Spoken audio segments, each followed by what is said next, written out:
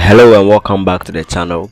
So in today's video we'll be looking at how to build this UI you see here, right? So there's an onboarding screen and I'll be teaching you guys how to build it from scratch. Personally, I haven't built this UI before, so this is the first time I'm building it, and you guys will see how I approach design problems and how I work with layout in general. So let's get right into the video without wasting much time. So in Android Studio, I have a simple Flutter app running, and in the home of my app I have a home page widget, and in the home page widget I'm returning a center widget with a text gerund dev in the page. So when I bring out my simulator, realize we have the gerund dev text here. So this is where we'll be starting from. So let's take a look at the UI again, and we realize that this UI is not very complex, right? So in terms of layout, it's much simple. We first have a skip text over here, and then we have an image, we have a text which is a heading text, we have some text down below which is a subtext, and then we have this section. So what I'm first going to do is I'm going to divide this UI into sections, right? So we have a column. So I take all this page as a column, and then I have this section where we have the skip. I have the section with the image and then the text and the subtext, and I have this bottom section which will contain button, which is a floating action button, and this dot indicators. So in the code, instead of returning just a center widget, I'm going to remove this center widget, and I'm going to have a safe area first, because I don't want anything to be to go beneath the notification, right? So I'm going to have a safe area, and then the child is going to be a column widget,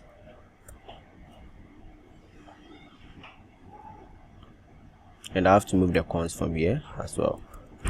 Now within the children, we are first going to have the skip button, and then we are going to have the page view for sliding the content, and then we are going to have a row of dots and floating action button, right? So this is how we are going to divide our column. So let's first work on the skip button. That's just going to be simple. So I'm going to have a text button. For now, the onPress can be an empty function, and then the child will be a text that says skip.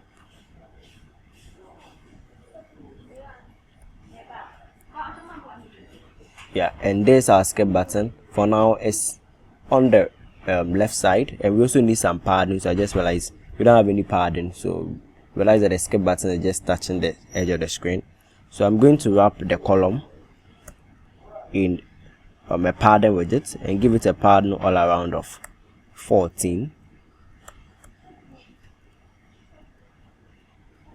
So with that, we are going to have some padding in our UI. Now I want to position the skip button to the right. So I'm going to wrap the skip button, which is the text button, in an align widget, right? So wrap it widget, and then I'm going to choose the align widget,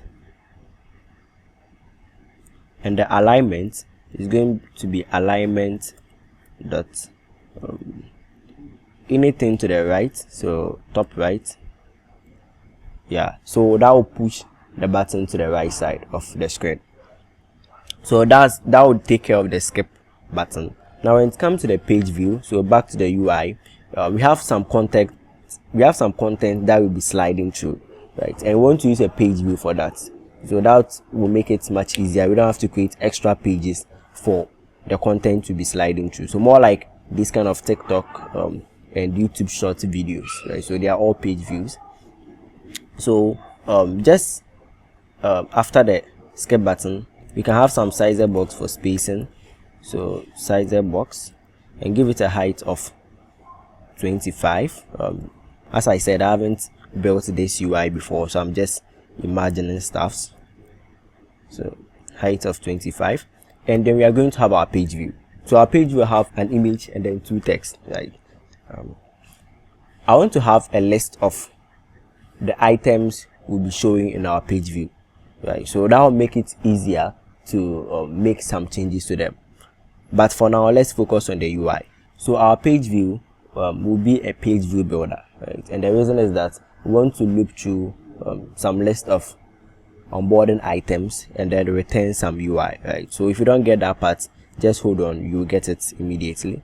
So let's use the page view builder, and the item builder is a function that has a context and an index, and we are going to return the page we want to show, or the UI we want to show in the page view builder. So we are going to have a column, and now when I save, we are going to have an error, right? The error we have is not going to show in the UI, but then our page is not going to work, right? So our page is not going to work. It's simple. The reason is that this page view builder is not constrained, it's not giving any boundaries. So if I was running this app in a debug mode, realize that the app is going to crash. The reason why we don't see any crash is because I'm just running without debugging. So in order to fix that, you have to wrap the page view in a widget called either expanded or flexible, or you have to give it a constraint, right? So you have to make the page view bounded.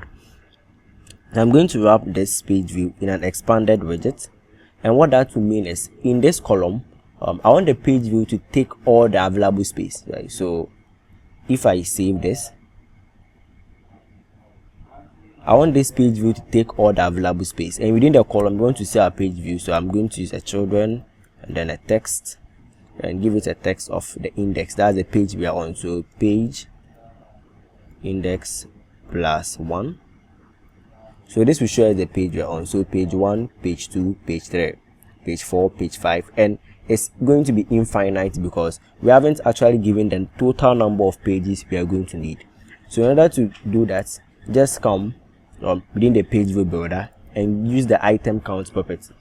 So the item count property takes the number of items we want this page view builder to build. So I'm going to put 3 there for now, and now realize that it ends at 3. So page 1, page 2, page 3. Now our UI for each page is going to be in the column. So for a page, every page we have a column, and then the column will have our image and then our text. So in my project, right, I've added some assets. So these are the assets I've added: illustrations.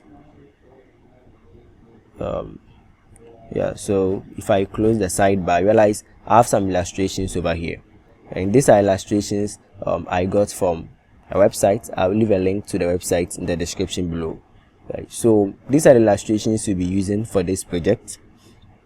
So just in the column, I'm going to have an image and then an image asset, and the location is going to be our assets / then the name of the illustration. So for now we are going with illustration1.png, and then comma. So when I save, we have this image here, and when I swipe, we still have the same image because that's the same image we are using for both pages, right? And this is going to be dynamic very soon, so I can change to illustration 2 or illustration 3, right? So this is what we have now, and we can swipe. Now we need to have some space first before our heading. So a sizer box of height 10 or 20. Yeah, so I think 20 will look good. And let me add cons to this. Yeah, and let's have our heading. So back to the UI, we have quality chief, right? I think that's supposed to be chef. If I'm wrong, you can correct me. So I'm going to just remove this over here and then put, we have quality chef, right, or chefs, and then style this text. So I can use the style property and I can access a style from my team. So instead of hard coding style properties here, which is font size and font weight, I can access a style from directly from my team. So team.offContext.text team, and then I can access any of the styles over here. Right, so I'm going with title large for now, which looks a little small, so let me look for a much bigger one. Headline large or headline medium will look okay. But I don't like the color, so I can override this color using the copy width, right? And then I pass in the color as black and then the font weight as bold. So when I swipe, we still see we have quality chefs, and I think in this case the headline medium doesn't fit our use case, so I may still need to override the font size and bring it down a bit. Maybe 28 looks cool for me, right? Now after this, we also need some space and then a subtext, right? So let me check what we have from the UI. We have just few click. Maybe I can copy this. Yeah, so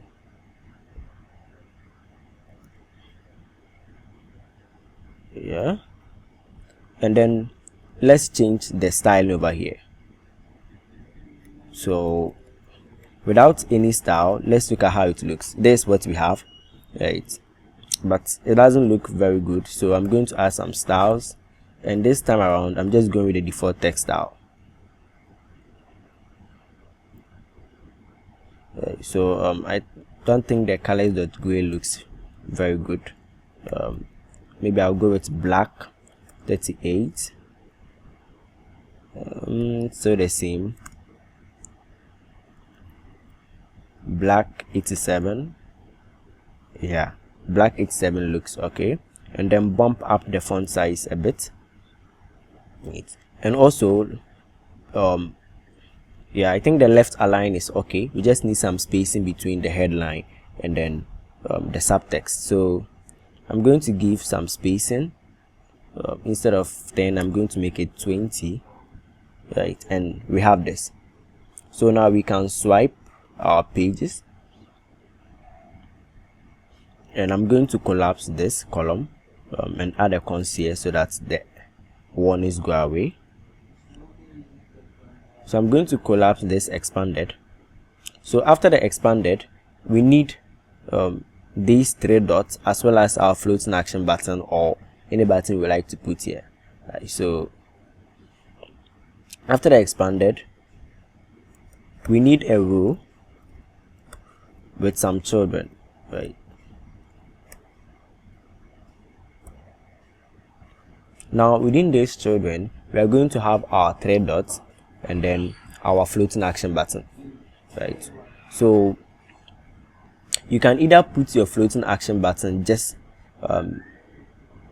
inside your scaffold. So in the scaffold before the body, I'm going to put a floating action button there.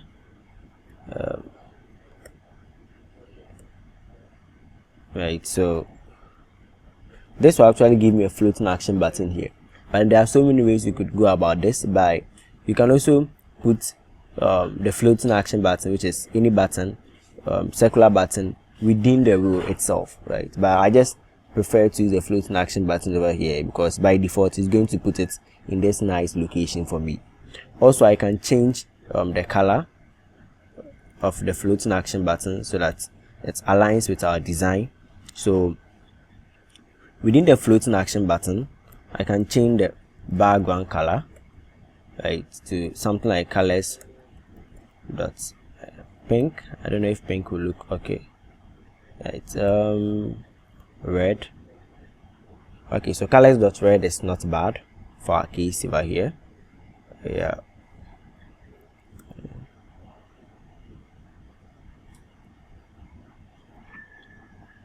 Now we can have our 3 dots here. So within the row and the children, instead of putting in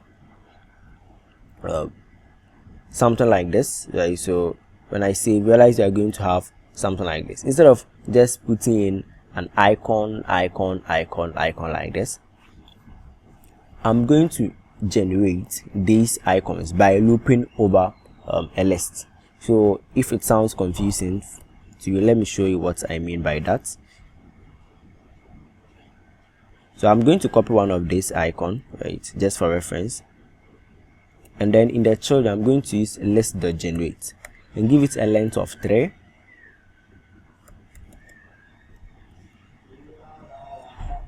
and then I'm going to return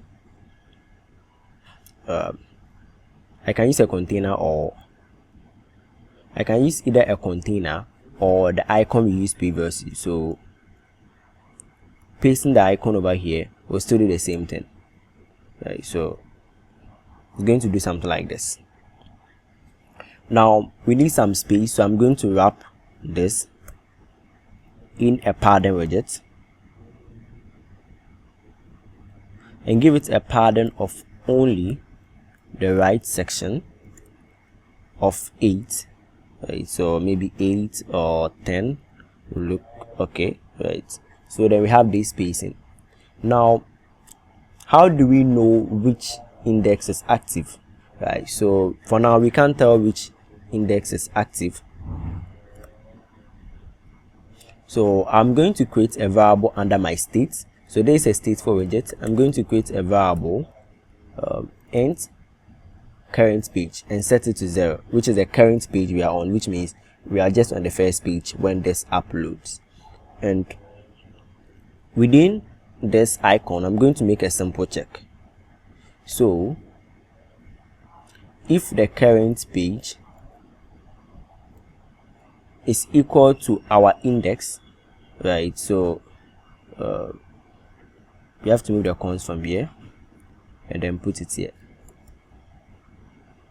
So if our current page is equal to the index we are on, they want our color to be red, otherwise our color should be gray, and I don't want this shade of the gray, I want the 400 version, right? Yeah, so that's just the simple logic for this. Now we have the base UI down. Let's refactor this so that we have a list of items, or there's onboarding items we can use, right? So just below here I'm going to create a simple class called onboarding item, and this class will have a title, a description, and then an image. Also I'm going to create a constructor for this class. So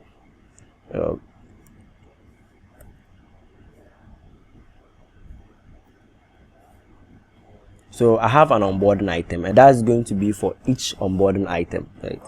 Yeah, so back to the top here, I'm going to create a list of onboarding items. So a list of onboarding items,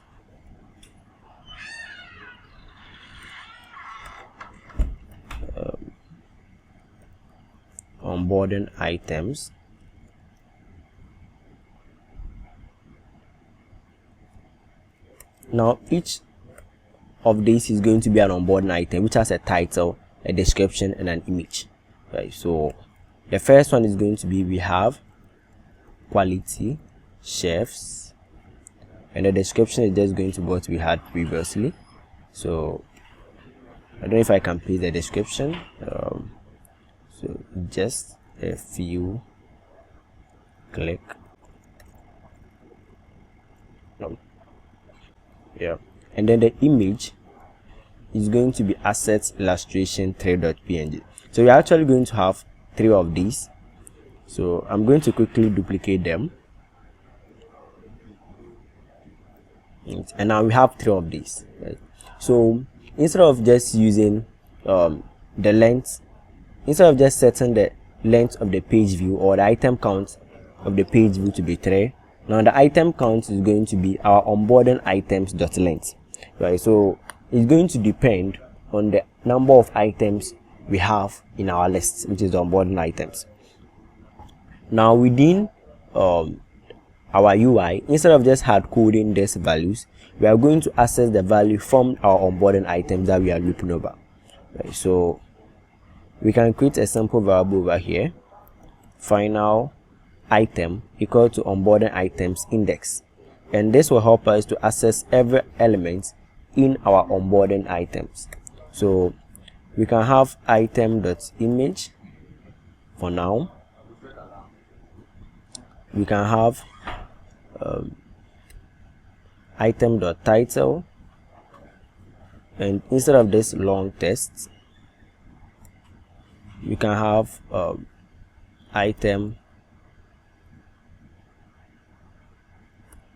item.description, and also remove the const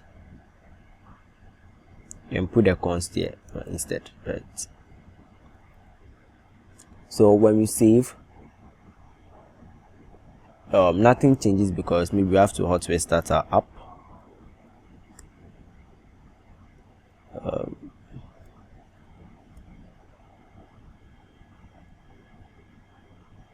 Yeah, and still nothing changes because I forgot to change the content over here. So back to the image, we maintained quality. Yeah. So I can copy this text over here.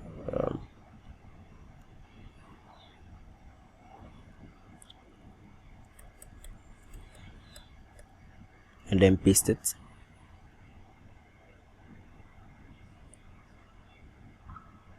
Okay, and it's the same content throughout. So this is just an example, so you should understand that your content will differ. So can just bring this guy here and then copy this as well.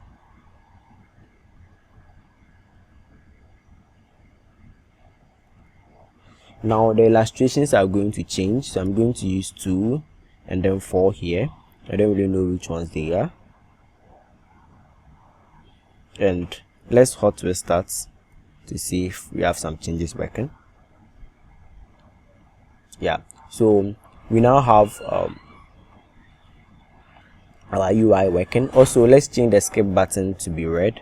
So inside the text button, we can use the style and then text button dot style from, right? And we can override the background color or foreground color in this case and set it to colors dot red. Yeah, so we need our comma here. Yeah, so this will give us a red color for this. Now, how do we update the index that we have over here so that this corresponds to the current page we are on? So in order to do that, we created a variable called current page over here. Now, in our page view builder, whenever the page changes, we can change the current page we are on, rather the variable we created. So we have a function called onPageChange, and this function gives us a value, and that value is the current index we are on that particular page. So we can set state and then set the current page equal to that value, right? So when we do that, you realize our UI moves smoothly. If you want to add some animations to the change in color, instead of using the icon, right, which you cannot animate, you can use a container, and more specifically animated container, to animate the change in either the color or the size. So for now, I'm going to change this to animated container.